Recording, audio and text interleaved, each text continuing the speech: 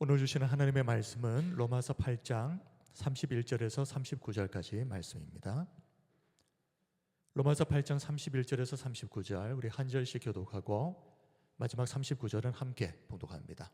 31절입니다. 그런즉 이 일에 대하여 우리가 무슨 말 하리요? 만일 하나님이 우리를 위하시면 누가 우리를 대적하리요?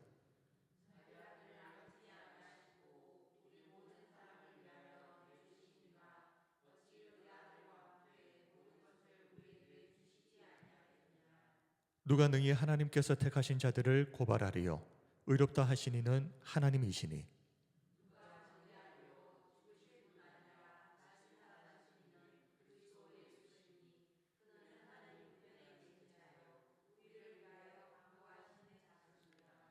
누가 우리를 그리스도의 사랑에서 끊으리요? 환난이나 곤고나 박해나 기근이나 적신이나 위험이나 칼이랴.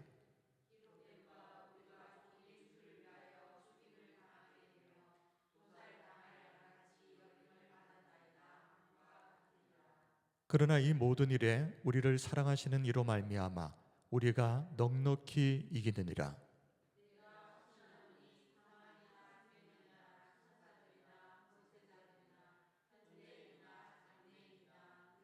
함께 하겠습니다. 높음이나 깊음이나 다른 어떤 피조물이라도 우리를 우리 주 그리스도 예수 안에 있는 하나님의 사랑에서 끊을 수 없으리라. 아멘. 오늘은 절대 흔들려서는 안 되는 확신, 절대 흔들려서는 안 되는 확신이라는 제목으로 로마서 강의 21번째 시간을 시작합니다.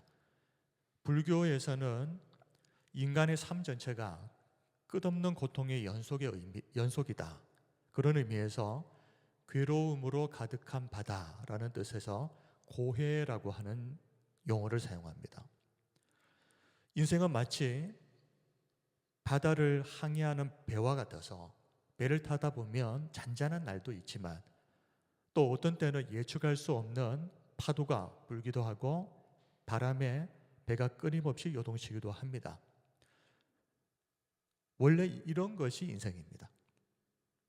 좋은 일이 있는가 하면 또 힘든 일이 있고 이런 일들이 계속해서 반복되는 것이 인생인데, 그런데 많은 그리스도인들이 예수님을 믿는 순간 이 모든 흔들림이 끝날 거라고 기대하면서 신앙생활을 시작하는 분들이 꽤 있는 것 같습니다. 예수님 믿기 전에는 고난이었지만 예수님 믿고 나면 고난 다 끝난다, 이런 생각을 한다는 것이죠. 그런 기대감으로 시작하다 보니 신앙생활을 하다가 고난을 당할 때, 어려운 일들이 생길 때 가장 먼저 드는 생각이 이것입니다. 하나님이 정말 나를 사랑하시는 것이 맞나? 하나님이 나를 사랑하신다면 어떻게 이런 일이 내게 일어날 수 있는가? 이스라엘 백성들도 마찬가지였습니다. 말라기 1장 2절을 보면 여호와께서 이르시되 내가 너희를 사랑하였노라 하나 너희는 이르기를 주께서 어떻게 우리를 사랑하셨나이까 하는도다. 하나님의 사랑은 조금 더 변한 적이 없는데 이스라엘 백성들은 상황에 따라서 그 마음이 흔들려 버립니다. 그 확신이 흔들려 버립니다. 하나님이 언제 우리를 사랑했습니까? 우리 성도님들은 어떻습니까? 고난 앞에서 혹시 우리들도 똑같은 고민을 하고 있지는 않습니까? 사실 우리와는 비교도 할 수 없을 정도로 정말 극심한 고난, 극심한 환난 중에 있었던 우리 믿음의 선조들은 어떠했는지 한번 잠시 살펴본다면, 바울이 로마서를 쓸 당시 수많은 그리스도인들이 박해를 받고 있었습니다. 예수님을 믿는다는 그 이유 하나 때문에 유대인 회당에서 쫓겨나는 것은 다반사였고, 그리고 전통적인 유대인 공동체로부터 단절되면서 사회적으로, 경제적으로 고립되어 버리는 그런 어려움도 겪게 됩니다. 그래서 어떤 경우에는 노동조합에 가입이 안 돼서 거래를 할 수 없는 생업에, 먹고 사는 문제에 바로 직격탄을 맞게 됩니다. 그리고 황제 숭배를 거부했다는 이유로 로마 당국은 이 그리스도인들을 반역죄, 국가 질서 파괴자로 간주를 했습니다. 심지어 그리스도인들이 성찬식에서 그리스도의 살과 피를 먹고 마신다, 이 이야기를 문자적으로 그냥 그대로 해석해서 예수 믿는 사람들에게는 식인 풍습이 있다, 이런 소문이 돌기도 했고, 그리스도인들이 서로 형제 자매라고 부르지 않습니까? 그래서 그리스도인들은 근친상간을 하는 사람들이다, 이런 이상한 소문이 퍼지기도 했습니다. 그리고 기근이나 전염병, 홍수, 이런 자연재해들이 발생하게 되면 이 로마의 그런 재난이 닥칠 때마다 사람들은 그리스도인들이 로마의 신들을 노엽게 한 결과다, 그래서 이 모든 것의 책임을 그리스도인들에게 책임을 전가하려는 움직임들이 있었습니다. 실제로 주후 64년에 로마 황제였던 네로가 로마에 불을 질러버렸습니다. 로마 대화재 사건. 그런데 그때 네로가 그리스도인들이 방범이다, 그리스도인들이 불을 질렀다, 이렇게 몰아서 수많은 그리스도인들이 체포당해서 잔혹하게 처형당하게 됩니다. 맹수의 방으로 던져지기도 했고 십자가형에 처해지기도 했고, 네로의 궁전에는 기둥들이 세워져 있는데 그 기둥에 그리스도인들이 묶여 있습니다. 그 왜 묶어 놨겠습니까? 밤이 되면 불을 붙여서 횃불로 사용한 겁니다. 예수 믿는다는 이유 하나 때문에 이런 일들을 겪었습니다. 이런 믿음의 선조들 앞에서 우리가 어떤 어려움을 당한다고 해서 뭐 그냥 내가 얼마나 이렇게 어렵고 힘든데 이런 말을 할 수조차 있겠습니까? 그런데 우리의 믿음의 선진들은 이런 일을 당할 때마다, 이런 고난과 박해를 당할 때마다 어떤 마음이었을까? 고난을 당할 때마다, 또 죽음을 목전에 두었을 때 하나님이 정말 우리를 사랑하시는 게 맞는가? 이렇게 고민하고 의문을 가졌겠습니까? 오히려 우리 믿음의 선조들은 고난과 죽음이 하나님이 나를 버리셨다라는 증거가 아니라 오히려 예수의 고난에 동참하는 영광이다, 그리고 사랑하는 주님을 곧 만난다는 설렘으로 이런 고난을 받아들였다고 합니다. 그런 예가 수도 없이 많지만 그 중에 딱 하나만 소개를 해드린다면, 북아프리카의 카르타고라고 하는 곳에 페르페투아라고 하는 귀부인이 있었습니다. 이 귀부인에게는 젖먹이 아기가 있었고, 그리고 그녀의 여종이었던 펠리치타스는 그때 임신을 해서 만삭의 임산부였습니다. 예수님을 믿는다는 이유 때문에 체포가 됐는데 로마 당국에서 이 아기를 봐서라도 신앙을 버리라, 아기는 살려야 되지 않겠느냐, 그리고 회유를 했습니다. 그런데 이 두 여인은 단호하게 거절을 해버립니다. 사형 당일이 되어서 원형 경기장으로 이 두 여인이 걸어 들어가는데, 이 여인들의 모습을 목격했던 사람들이 훗날 이렇게 기록을 합니다. 그들의 얼굴은 밝게 빛나고 있었고 두려움이 아니라 기쁨으로 떨고 있었다. 마치 하늘의 혼인잔치에 들어가는 신부와 같았다라고 기록을 합니다. 맹수들이 달려들어서 이제 살갗이 뜯어져 나가는데, 그런 상황에서도 이 두 여인은 서로를 격려하면서 피투성이가 된 상태에서 평화의 입맞춤을 나누고, 그리고 그들은 죽음을 하나님이 우리를 사랑하지 않아서 겪는 비극이 아니라 가장 사랑하는 주님의 품으로 달려가는 가장 빠른 길이라고 여겼다고 합니다. 우리의 믿음의 선조들은 극심한 고난을 당했을 때 그런 일들 가운데에서 하나님 정말 나를 사랑하시는 게 맞나? 하나님이 나를 사랑하시는데 어떻게 내 인생에 이런 일이 일어나나? 원망하고 하나님의 사랑을 의심치 않았습니다. 오히려 예수 그리스도의 영광에 참여하는 기쁨으로 여기고, 이제 곧 조금만 있으면 내가 그렇게 사랑했던 주님 품으로 간다, 오히려 기뻐했습니다. 그들이 고난 앞에서도 절대 흔들리지 않았던 것은 이들에게 우리를 향한 하나님의 사랑에 대한 확신이 있었기 때문입니다. 여러분들은 어떻습니까? 이 확신이 있으십니까? 어떤 상황 속에서도 이 확신이 흔들리지 않겠다라고 하는 그런 자신이 있으십니까? 이 확신이라고 하는 것은 단순한 감정을 말하는 것이 아니라 이 확신이 바로 우리의 신앙의 가장 밑바닥을 지탱하는 안반과 같은 것입니다. 그러므로 이 안반이 그냥 흔들려 버리는 순간 그 위에 세워놓은 것들도 다 무너져 버리는 것이죠. 그런데 오늘날 많은 그리스도인들의 신앙이 마치 모래 위에 집을 지은 것과 같을 때가 많습니다. 평소 때는 멀쩡해 보입니다. 그럴듯해 보이기까지 합니다.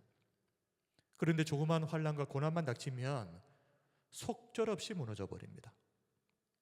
우리 사랑하는 성도 여러분, 흔들리지 않는 반석 위에 믿음의 집을 지어서 환난 중에도 무너지지 않는 그런 믿음의 사람들 되시기 바랍니다.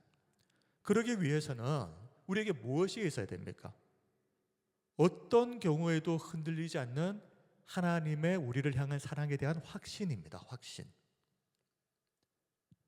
오늘 우리가 이 주제에 대해서 살펴보려고 합니다. 우리 한 구절씩 살펴볼 텐데요. 31절 말씀을 함께 우리 읽겠습니다. 시작. 그런즉 이 일에 대하여 우리가 무슨 말하리요? 만일 하나님이 우리를 위하시면 누가 우리를 대적하리요? 아멘. 그런즉 이 일에 대하여 우리가 무슨 말하리요? 만일 하나님이 우리를 위하시면 누가 우리를 대적하리요? 이 일이라고 하는 것은 로마서 8장 전체에 나와 있는 내용들입니다. 하나님의 구원 계획, 우리를 미리 하시고 예정하시고 때가 되어 부르시고 그리고 그 우리를 의롭다고 하시고 또 의롭다고 하신 우리가 앞으로 이 땅에서 살아가는 동안 성화의 과정을 거쳐서 영화롭게 하시는 이 하나님의 우리를 향한 하나님의 구원 계획, 그것이 이 일입니다. 바울은 이 하나님의 구원 계획에 근거해서 이런 하나님께서 우리를 위하신다면, 하나님이 우리 편이시라면, 쉬운 성경 번역을 보면 하나님께서 우리 편이시라면 이렇게 되어 있습니다. 하나님이 우리 편이시라면 누가 우리를 대적할 수 있겠는가? 라고 묻고 있습니다. 우리를 위해서 태초부터 구원하시기로 예정하신 하나님, 때가 되어서 우리를 부르신 하나님, 그리고 부른 우리를 의롭다고 하신 하나님, 이 땅을 살아가는 동안 우리가 예수님을 닮을 수 있도록 성화의 과정을 통해서 우리를 결국에는 영화롭게 하실 하나님. 자, 이 모든 것들이 무엇을 보여주는 것입니까? 하나님께서 우리를 어떻게 사랑하시는가 하는 것을 보여주는 것입니다. 사랑의 반대말이 뭘까요? 미움이 아니라 무관심이라 그랬습니다. 그렇다면 사랑은 관심이라는 말이죠. 앞에서 말씀드렸던 이 하나님의 모든 구원의 계획을 보시면 어떤 게 느껴지십니까? 하나님의 모든 관심이 온통 우리에게 쏠려 있구나. 32절은 하나님께서 우리를 어떻게 사랑하셨는지 그 사랑의 절정에 대해서 이렇게 말씀합니다.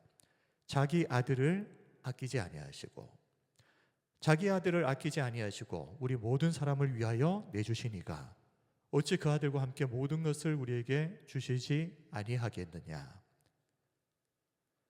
바울은 하나님이 우리를 어떻게까지 사랑하셨는가에 대해서 한마디로 정리해 버립니다.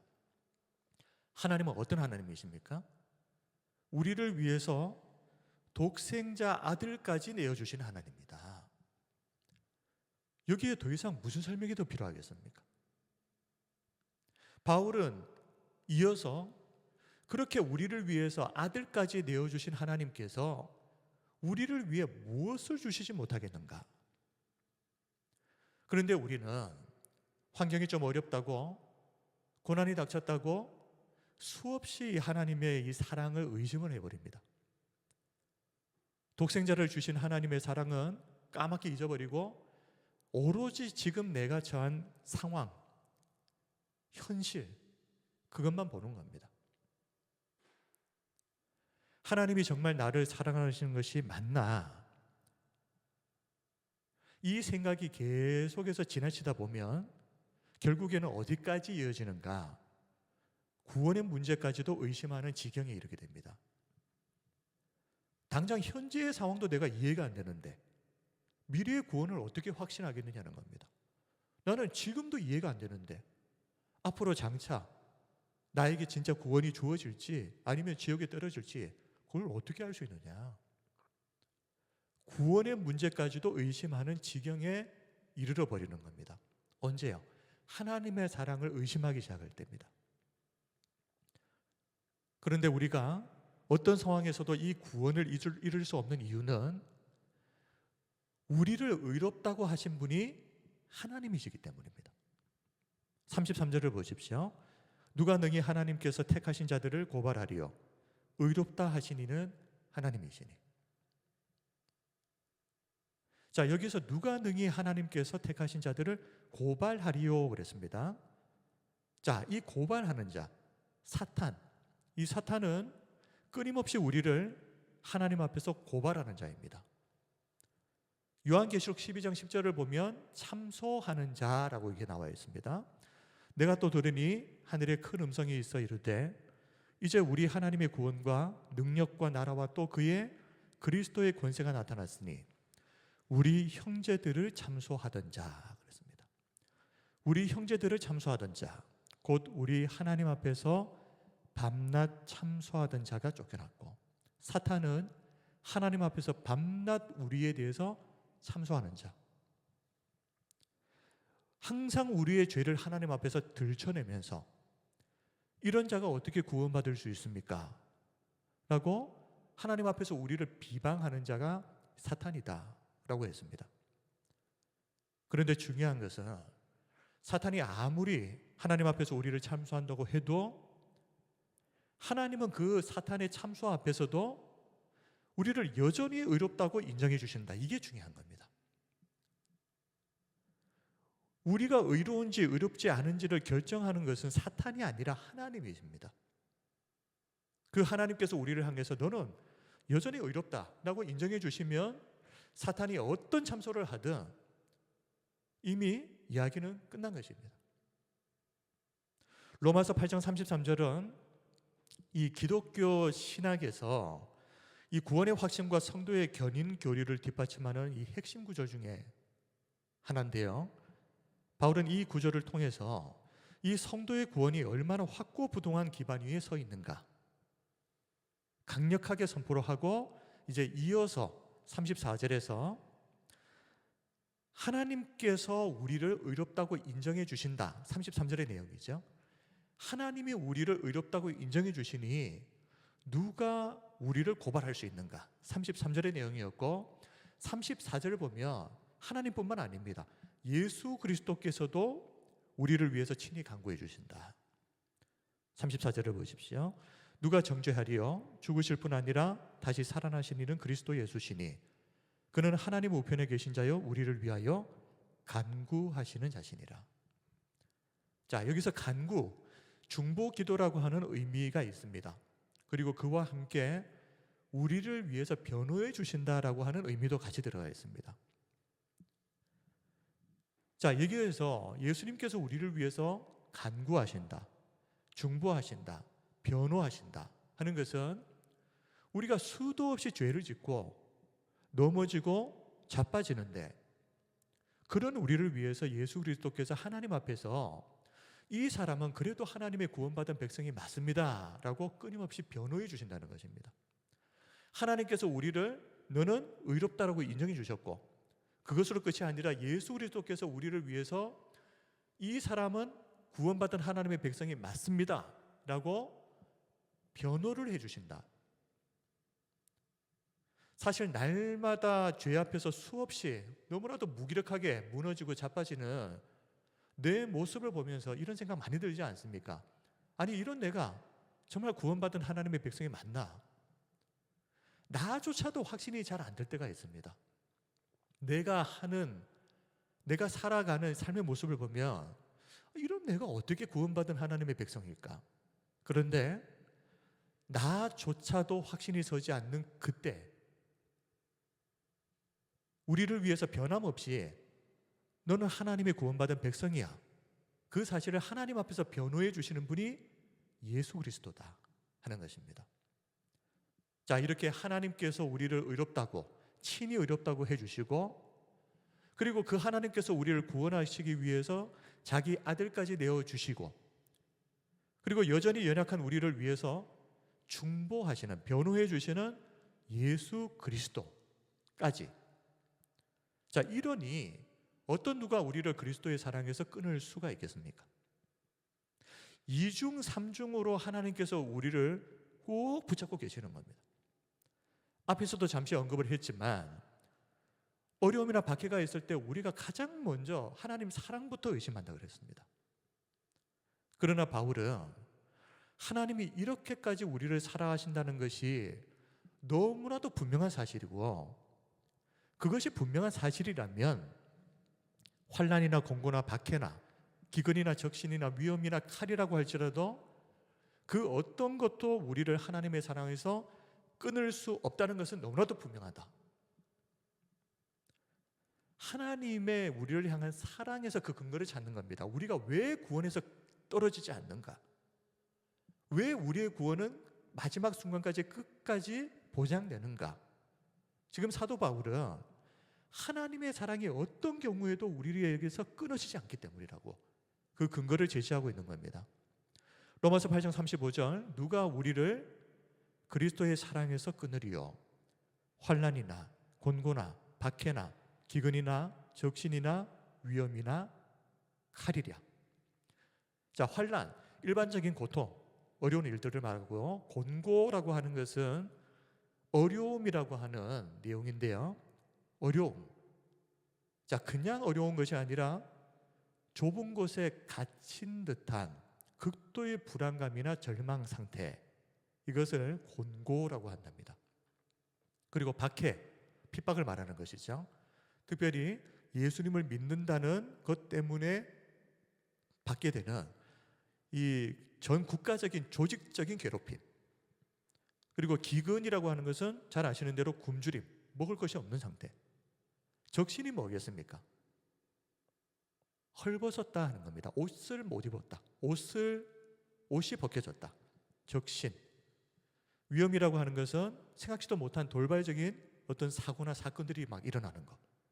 그리고 칼, 이것들은 뭐 폭력, 순교, 그리고 뭐 처형, 이런 것들이죠. 이런 것들이 우리에게 닥친다고 할지라도 그것들도 우리를 그리스도의 사랑에서 끊을 수가 없다. 자, 36절을 보시게 되면 이 36절은 시편 44편 22절을 인용한 구절입니다. 기록된 바 우리가 종일 주를 위하여 죽임을 당하게 되며 도살당할 양같이 여김을 받았나이다 함과 같으니라. 자, 그런데 특이한 점은 보통 이스라엘이 국가적인 재난이나 어떤 어려움을 당할 때, 뭐 전쟁에서 패했다, 그러면 성경에서는 항상 그 원인을 어디에서 찾습니까? 이스라엘 백성들의 죄에서 찾습니다. 이스라엘 백성들이 하나님 앞에 범죄했기 때문에 그 결과로 이런 어려움들이 닥쳤다. 그런데 특이하게도 시편 44편은 이스라엘 백성들이 지금 죄를 지어서 국가적인 재난을 당한 것이 아니라 오히려 반대입니다. 우리가 주를 잊지 않았고 주의 언약을 어기지도 않았는데, 그런데 왜 우리가 이런 고난을 당해야 합니까? 라는 억울함에 대한 탄식입니다. 기록된 바 우리가 종일 주를 위하여 그랬지 않습니까? 죄를 지은 게 아닙니다. 종일 주를 위해서 주님을 기억하고 주님의 언약을 지키는 데 애쓰고 노력을 했습니다. 그런데 왜 그럼에도 불구하고 우리가 고난을 당해야 됩니까? 억울하다는 것이죠. 바울이 오늘 로마서 8장에서 이 비극적인 탄식의 기도를 언급하는 이유는 신실한 믿음을 가진 성도도 그렇게 믿음 잘 지켰는데, 하나님 말씀대로 살았는데 이 땅에서는 마치 도살장에 끌려가는 양처럼 너무나도 무기력하게 세상으로부터 고난을 당하고 박해를 당할 수 있다는 겁니다.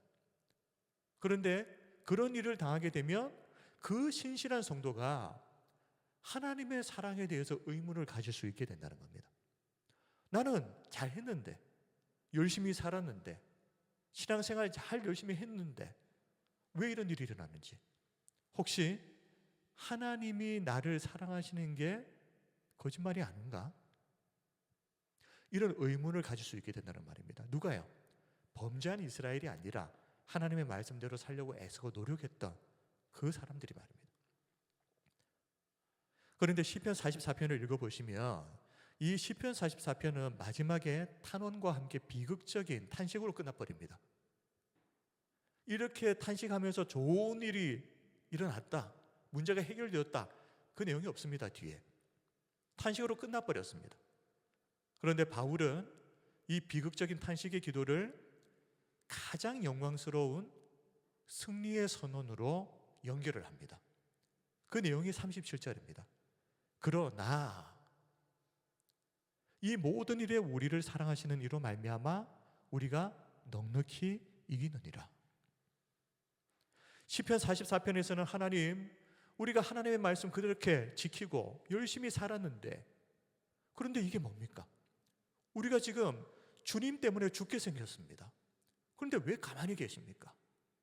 이렇게 원망하고 탄식했는데 로마서 8장에서 바울은 그래, 그게 맞다는 겁니다. 믿음 생활 잘한 성도도 이 땅을 살아가면서 그런 일을 겪을 때가 있단 말입니다. 그래, 맞다. 우리는 지금 주님 때문에 도살장에 끌려가는 양과 같은 처지가 맞다.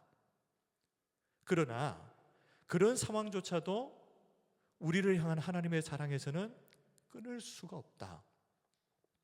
눈앞에 절망적인 상황이 벌어지는 것과는 별개로 하나님의 사랑은 여전히 우리를 붙잡고 있다는 것입니다.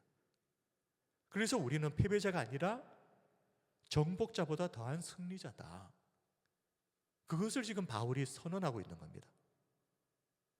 예수님을 잘 믿는 성도도 이 땅에서 고난당할 수 있지만, 나는 이렇게 열심히 신앙생활했는데 왜 이런 일이 생기나 하면서 하나님의 사랑을 의심할 것이 아니라 그 상황에도 여전히 하나님의 사랑은 끊어지지 않고 이어지고 있고, 하나님은 여전히 우리를 승리의 길로 이끌고 계시는 과정이다. 하나님 사랑을 의심하지 말라는 말이죠. 바울의 이 선언을 기억하면서 우리 38절 39절을 마지막으로 함께 우리 선포하겠습니다. 시작. 내가 확신하노니 사망이나 생명이나 천사들이나 권세자들이나 현재일이나 장래일이나 능력이나 높음이나 깊음이나 다른 어떤 피조물이라도 우리를 우리 주 그리스도 예수 안에 있는 하나님의 사랑에서 끊을 수 없으리라. 아멘. 바울은 선언합니다. 내가 확신하노니. 확신한다, 원어를 보게 되면, 의미를 보게 되면 이미 충분한 증거를 통해서 완전하게 설득되었다, 더 이상 의심할 여지가 없는 팩트다라는 뜻입니다. 내가 확신한다, 더 이상 설명할 필요도 없다, 이건 너무나도 명백한 팩트다.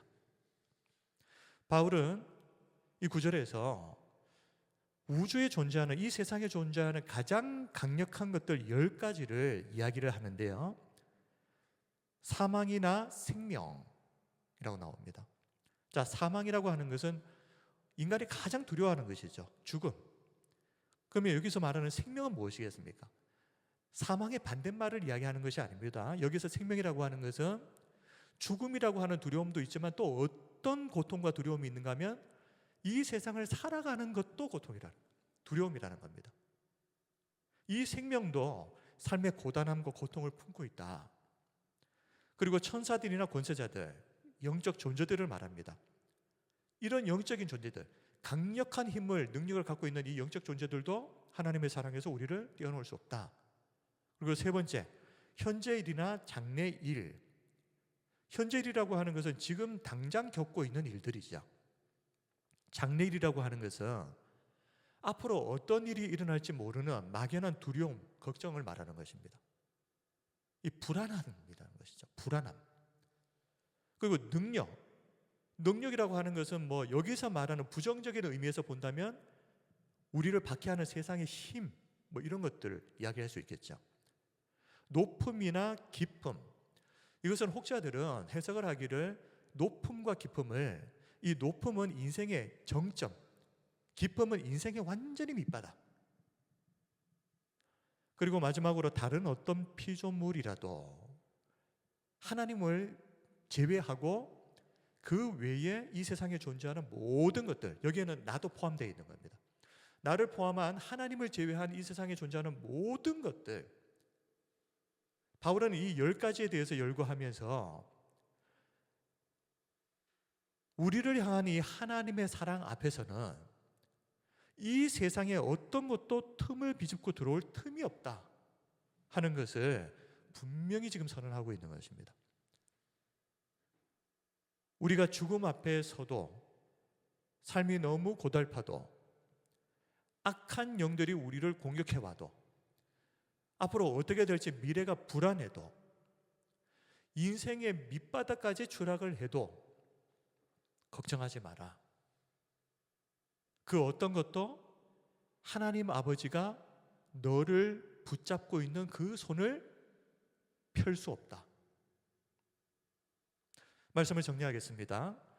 오늘은 그리스도인이 이 땅을 살아가면서 어떤 어려움을 당하더라도 절대 흔들려서는 안 될 확신이 무엇인가에 대해서 살펴보았습니다. 성도는 아무리 사는 것이 힘들어도 절대 의심해서는 안 되는 것 하나가 있다면 하나님이 우리를 사랑하신다. 하나님이 우리를 사랑하시기 때문에 그 사랑에 변함이 없이 끝까지 이어지기 때문에 우리의 구원조차도 끊어지지 않는 것입니다. 하나님은 독생자 예수님을 이 땅에 보내셔서 우리를 위해서 희생시키심으로 우리를 향한 하나님의 사랑이 어떤 사랑인지를 이미 증명하셨습니다. 더 이상 뭘 증명하실 필요가 없습니다. 요한일서 3장 1절, 보라, 아버지께서 어떠한 사랑을 우리에게 베푸사 하나님의 자녀라 일컬음을 받게 하셨는가. 우리가 그러하도다. 지금 나를 포함해서 지금 내 옆에 있는 우리 성도들이 바로 그 증거들입니다. 우리가 구원받은 하나님의 백성이라는 그것들이 하나님이 우리에게 어떤 사랑을 베풀어 주셨는지 우리 한 사람 한 사람이 바로 그 증거들입니다. 그러니 혹시라도 지금 하나님의 사랑에 대한 확신이 흔들리고 있는 성도들이 있다면 오늘 이 시간 다시 그 확신을 회복하는 시간이 되시기를 바랍니다. 이사야 54장 10절 말씀 마지막으로 읽어드리고 설교 마치겠습니다. 산들이 떠나며 언덕들은 옮겨질지라도 나의 자비는 내게서 떠나지 아니하며 나의 화평의 언약은 흔들리지 아니하리라. 너를 긍휼히 여기시는 여호와께서 말씀하셨느니라. 아멘.